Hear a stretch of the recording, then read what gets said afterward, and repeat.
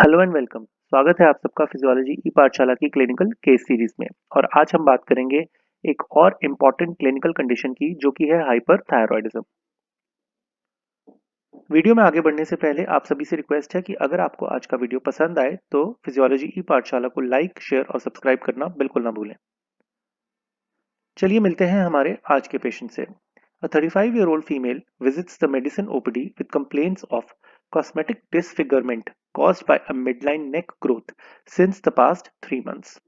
Her clothes have become very loose over the past 1 month despite increase in her appetite. She feels nervous, agitated, and has difficulty in falling asleep. She says that she feels excessively hot despite the room temperature being comfortable for the others. On examination, the doctor notes a bilateral protrusion of the patient's eyeballs. The patient is anxious, restless, with sweaty palms and fine hand tremors. The doctor also notes that there is a bilaterally symmetrical midline neck swelling that moves on swallowing. As far as her vitals are concerned, temperature is 99 °F, pulse rate is 120 per minute, blood pressure is 150 by 80 millimeters of mercury, and respiratory rate is 20 per minute. Then her lab reports reveal that in her thyroid profile, the serum T3 and T4 levels are raised while the serum TSH level is low. There is presence of TSH receptor antibody, also known as the thyroid stimulating immunoglobulin or TSI. Fasting blood sugar is 126 mg per deciliter. Hemogram is absolutely normal, while the lipid profile shows serum cholesterol to be 250 mg per deciliter, a drop in LDL, while HDL is unchanged. Now, what is the diagnosis? Obviously, it's primary hyperthyroidism. Now, let's review those clincher points on the basis of which we have arrived at this diagnosis. In history, the giveaways were midline neck swelling, significant weight loss despite increase in appetite, heat intolerance, and anxiety. While in the examination, the presence of anterior neck swelling, sweaty skin, and exophthalmos was quite evident for this diagnosis. Lastly, in the investigations, an increase in T3, T4 levels, a drop in TSH with presence of thyroid stimulating immunoglobulin was the giveaway. Case discussion में आगे बढ़ने से पहले thyroid hormone synthesis और regulation से related कुछ basic fundamentals को भी रिव्यू कर लेते हैं. As you all know, thyroid gland is a butterfly-shaped gland located below and in front of the larynx. और जो हार्मोन सिंथेसिस यानी T3 या T4 सिंथेसिस थायराइड करता है, एक्चुअली वो होता है उसके फॉलिकुलर सेल्स में, जो कि यहाँ पे ब्लू कलर में दिखाए गए हैं. और जो ये सिंथेसिस है, it is actually a sequence of 5 steps, जिनको मैं फटाफट एक बार रिव्यू कर देता हूँ. The first is iodide trapping. You can clearly see all these steps in the diagram on the right. So after iodide trapping comes the oxidation of iodine, which is done by peroxidase enzyme on the luminal border, after which there is iodination of thyroglobulin and coupling of MIT and DIT, and lastly is the storage of the synthesized hormone within the colloid present in the lumen of the thyroid follicles. Now उसके बाद बात करते हैं हम regulation of thyroid hormone secretion की. Now whatever hormones they are synthesized by the thyroid is actually dictated by two glands, hypothalamus and anterior pituitary. और ये कैसे होता है? It is by way of this hypothalamo pituitary thyroid axis. Now what happens is कि hypothalamus release करता है एक hormone TRH, जो कि स्टिमुलेट करता है anterior pituitary को और रिलीज करवा देता है अनदर हार्मोन TSH. और ये जो TSH है, उसके बाद फॉलिकुलर सेल्स पे अपने रिसेप्टर पे बाइंड करेगा और वहां पे जाके उन्हें स्टिमुलेट करके T4 और T3 सिंथेसिस करवाएगा. Now, when the T3 and T4 hormones they are synthesized by the thyroid, they are released into the circulation and they can directly control their own rate of synthesis and secretion by way of negative feedback inhibition, जैसा कि आप यहाँ पे reverse arrows में red circles में minus के sign से देख सकते हैं. The main negative feedback effect is on the anterior pituitary and slight negative feedback effect is on the hypothalamus.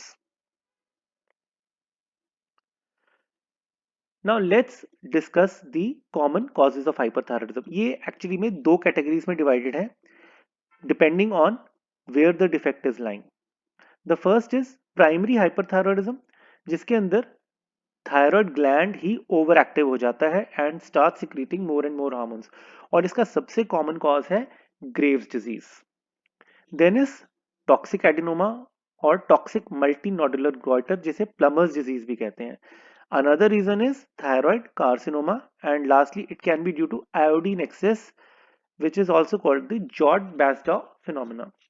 While in case of secondary hyperthyroidism, the hypersecretion of TSH from the anterior pituitary as a result of the pituitary adenoma is the reason why thyroid is actually oversecreting. So more TSH from the anterior pituitary will overstimulate the thyroid lying below. देखिए, इसके अलावा एक third cause भी होता है hyperthyroidism का, और वो होता है because of defect in the hypothalamus. It is actually a very rare cause, जिसके अंदर टीआरएच सिक्रेटिंग ट्यूमर्स आ जाते हैं हाइपोथैलेमस में, and because of increase TRH there is increase TSH and further the T3 and T4 levels will be high. But यहाँ याद रखने वाली बात यहाँ ये है कि primary hyperthyroidism is the most common cause, or within primary hyperthyroidism Graves disease is the commonest cause of hyperthyroidism. Besides all these causes, एक और common condition है जिसके अंदर hyperthyroidism हो सकता है, and that is related to pregnancy. Reason होता है stimulation of TSH receptors by the placental human chorionic gonadotrophin, because HCG has a slight mimicry to the TSH and it can stimulate the TSH receptors if its levels are very high, and that can happen only in pregnancy. अब इस case में ध्यान देने वाली बात यह है कि it is a reversible condition because as you can see the name is gestational transient thyrotoxicosis, and usually after delivery the condition is reversed. However, during pregnancy the usual signs and symptoms of hyperthyroidism may not be there, while hyperemesis gravidarum, that is increased tendency for nausea and excessive vomiting, can be the only and the most distressing complaint of these patients. Graves disease और GTT को differentiate करने का एक सबसे अच्छा तरीका है serum TRE B असे करवाना, और ऑब्वियसली ये टीआरए बी असे जो है it will be positive in Graves disease but not in GTT. चलिए बात करते हैं फटाफट कुछ इंपॉर्टेंट क्लिनिकल फीचर्स की ग्रेव्स डिजीज की, जिसको एक्सोफ्थैल्मिक गॉइटर, डिफ्यूज टॉक्सिक गॉइटर या ग्रेव्स थायरोटॉक्सिकोसिस के नाम से भी जाना जाता है। The first and perhaps the most obvious clinical feature is the enlargement of thyroid gland that presents as a midline neck swelling. पर ऐसा होता क्यों है? देखिए होता क्या है कि Graves disease is an auto immune condition, और ये एकदम से अपीयर करती है। इसका एक ट्रिगरिंग फैक्टर कई बार कोई वायरल या बैक्टीरियल इन्फेक्शन बन जाता है, जिसके रिस्पॉन्स में बॉडी कुछ एंटीबॉडीज बना देती हैं, और ये एंटीबॉडीज जो है कुछ केसेस में कई बार एबनॉर्मल हो जाती हैं, in the sense they start cross reacting and over stimulating the TSH receptors present on the thyroid follicular cells due to a unique phenomena known as molecular mimicry. Actually, these antibodies have a structure similar to the TSH, and they can thus stimulate the TSH receptors just like the TSH molecule. Follicular cells will start responding and getting stimulated by these antibodies, and this will then lead to overproduction of the thyroid hormones and also the growth of the gland, which manifests as goiter. The second obvious and diagnostic symptom of Graves' disease is the exophthalmos, means protrusion of the eyeballs. While the eyeballs are not actually bulging out, क्योंकि exophthalmos को ज्यादातर bulging eyeballs के नाम से भी जाना जाता है, तो ऐसा कई बार लगता है कि आईज बिल्कुल पॉप आउट कर जाती हैं, बट एक्चुअली ऐसा नहीं है। Exophthalmos is more of a staring look, और ये स्टेयरिंग लुक किस लिए आती है? क्योंकि जो upper border of the cornea है it starts becoming visible.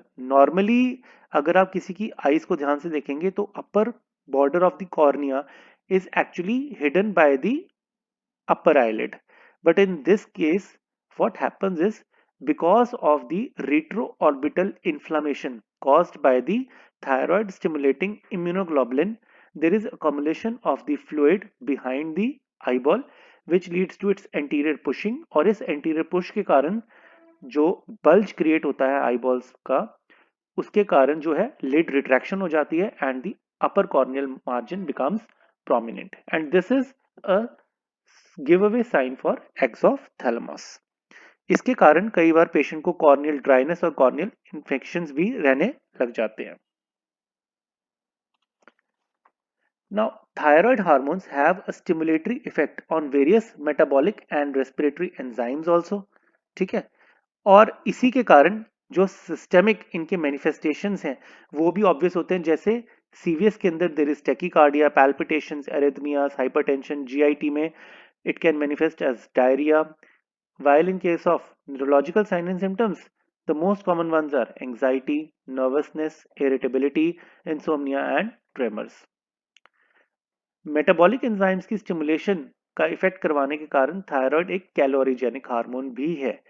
And जो साइन एंड सिम्टम्स इसके कारण होते हैं, they are weight loss, increase in appetite, increase in body temperature, intolerance to heat and sweating.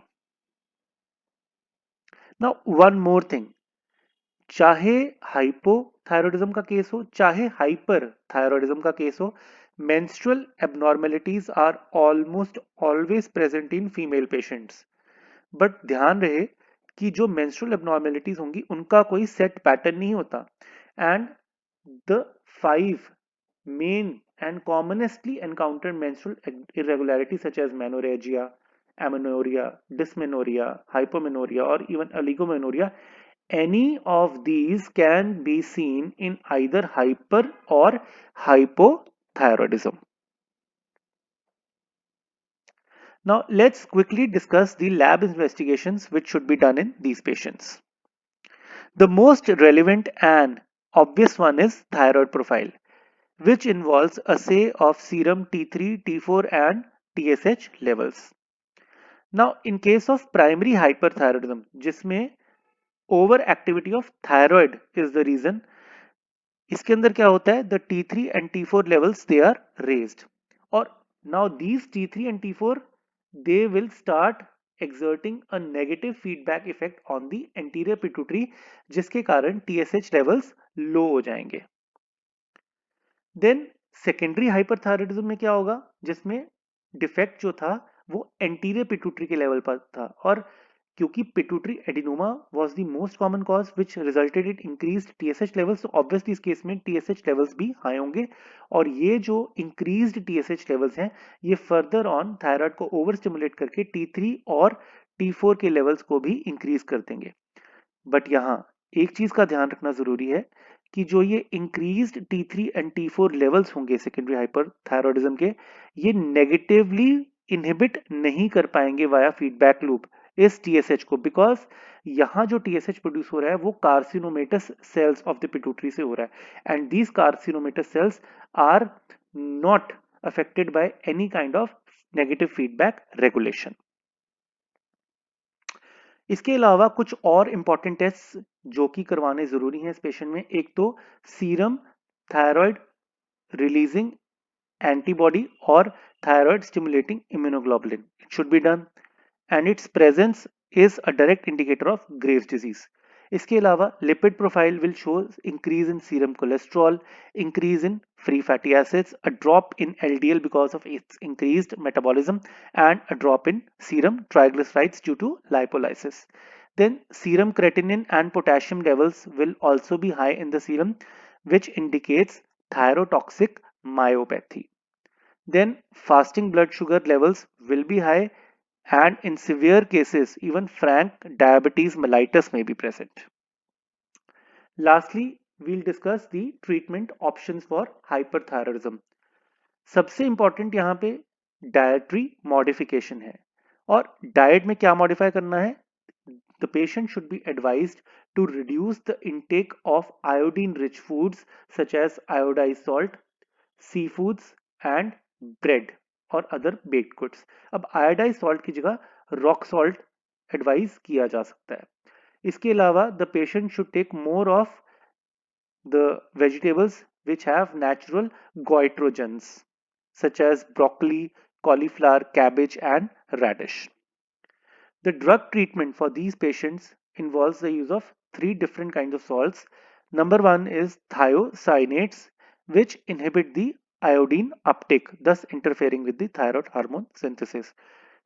The second category is thioamides. For example, carbimazole, methimazole, propyl thiouracil. Now, all these agents, they inhibit thyroid hormone synthesis at one or more steps. Then lastly are the iodides, which inhibit the synthesis and release of thyroid hormones. और यहाँ एक interesting fact ये है कि thyroid के लिए जो iodine है, it is a kind of a double-edged sword.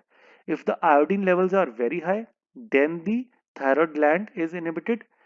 If the iodine levels are very low, even then the thyroid is inhibited.